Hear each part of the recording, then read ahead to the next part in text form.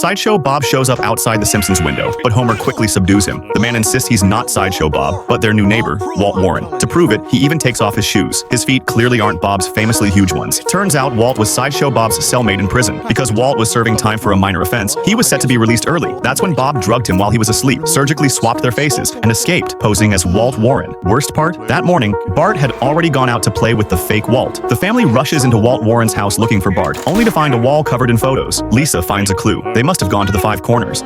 At a roadside diner near the Five Corners, a waitress becomes smitten with Walt's face, but when she accidentally pulls a loose thread on his cheek, the disguise starts to unravel. Realizing he's been exposed, Sideshow Bob flees. Moments later, the Simpsons arrive and ask the waitress if she's seen Walt Warren. She lies, claiming he went to Mexico, but the real Walt Warren suspects she's not telling the truth, and decides to head to the Five Corners himself. Sure enough, Bart is at the Five Corners, and Bob has a twisted plan. He's going to stand in one state, shoot the gun in a second, let the bullet fly through a third, strike Bart in the fourth, and have him collapse in the fifth. That way, no single state can prosecute him for the crime. Just as Bob is about to pull the trigger, the real Walt Warren shows up. But even he is no match for Bob. That's when Chief Wiggum suddenly arrives. Turns out Bart never fully trusted their new neighbor. Before the trip, he had already called the cops and asked them to track his location just in case.